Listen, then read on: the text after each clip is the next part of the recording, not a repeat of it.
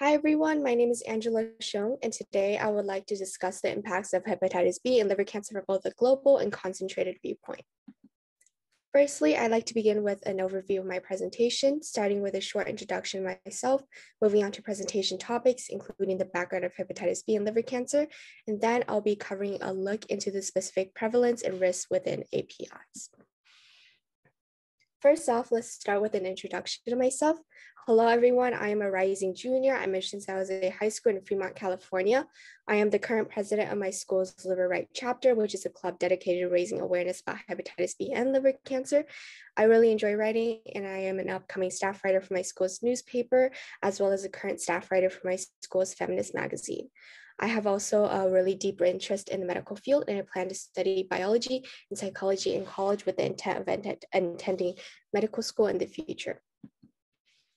Moving on, I'll now be going over a little bit of the background of hepatitis B and liver cancer. So first off, what exactly is hepatitis B and how does it relate to liver cancer? Hepatitis B is a potentially life-threatening liver disease caused by the hepatitis B virus. Hepatitis B is a disease of global importance with approximately 1.2 million people in the United States and 350 million people worldwide having this disease. Furthermore, hepatitis B can cause chronic infection and put people at high risk of death from cirrhosis and liver cancer. It is spread from blood or bodily fluids such as semen or other fluids. A person who is infected with the virus can infect someone else who doesn't have the virus. And this can happen through sexual contact, sharing needles, syringes, or other drug injection equipments, or from mother to baby at birth. The hepatitis B virus is the cause of up to 80% of cases of primary liver cancer, which is the single most cause of mortality globally. Hepatitis B occurs in nearly every part of the world, but is more common in countries such as Asia, Africa, South America, and the Caribbean. Moving on, here is a table of the various types of cancer trends based on a 5-year survival rate ranging from 1974 to 1999. As depicted within the table, liver cancer has the lowest percentage survival rate ranging from 4% to 7% in a given year, as opposed to breast cancer, colon cancer, and prostate cancer, all of which occupies a survival rate of above 50% in any given year. Next, I'll be covering a very important topic, which is the increased rate of hepatitis B and liver cancer specific to Asians and Pacific Islanders. People of Asian descent are disproportionately affected by hepatitis B and liver cancer. In the US, 1 in 12 Asian Americans and Pacific Islanders are chronically infected with hepatitis B in comparison to the 1 in 1,000 non-Hispanic whites. While Asian Americans and Pacific Islanders only constitute for 6% of the population in the US, they comprise over half of the nation's 1.2 to 2 million people chronically infected with hepatitis B due to the history of the virus, as well as historically low infant immunization rates against the disease in many countries.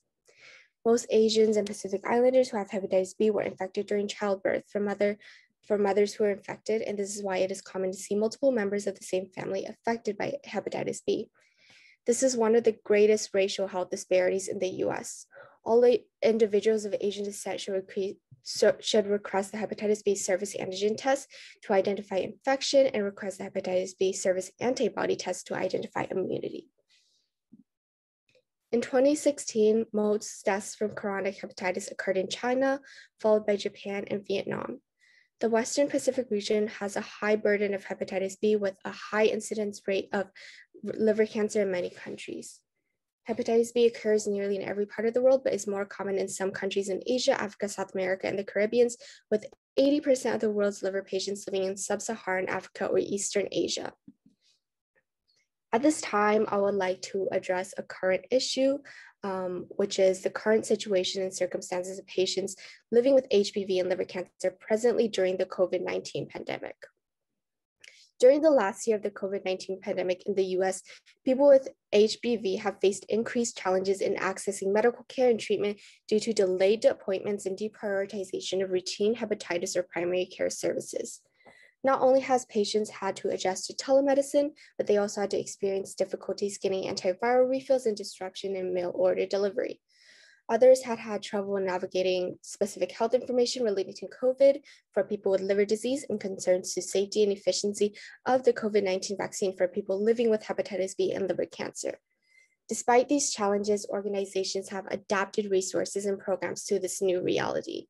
Creative strategies used to adjust include increasing social media presence for HPV awareness, contactless HPV lab testing, client and outreach, follow-up via phone calls and emails, and the distribution of HPV materials alongside COVID-19 education, among others. To conclude, it is extremely important to stay vigilant and to get screened and tested regularly, especially if you are of Asian or Pacific Islander descent. Without appropriate management and screening, 1 in 4 hepatitis infected individuals will die from liver cancer or cirrhosis. Every year, approximately 1 million people worldwide die from this disease because they are not diagnosed before the point where current treatment can be effective. Finding the cancer in its early stages by regular screening remains the best chance of surviving liver cancer. Hepatitis B has historically been devastating to continents such as Asia and Africa. And as we move towards an age of further technological advancements, it is crucial to be prudent about these pressing global health issues. If this pandemic has taught us anything, it is that we as a human race are resilient and resolute. Going forward, we will strive to find a cure and answer to this devastating disease. If you're looking for an avenue to advocate, support, or learn more about this cause, please look into the Stanford Asian Liver Center. They encompass a campaign known as Join Jade, which is a global campaign that aims to fight stigma and transmission and eliminate the deaths associated with hepatitis B, along with many other opportunities to get involved. That brings me to my citations, followed by my acknowledgments. So first off, I wanted to take this time to sincerely thank the Johns Hopkins Global Health Leadership Conference for having me as a student speaker and for everything that their team continues to do to facilitate this amazing conference. I also want to thank my parents for always supporting me in my endeavors.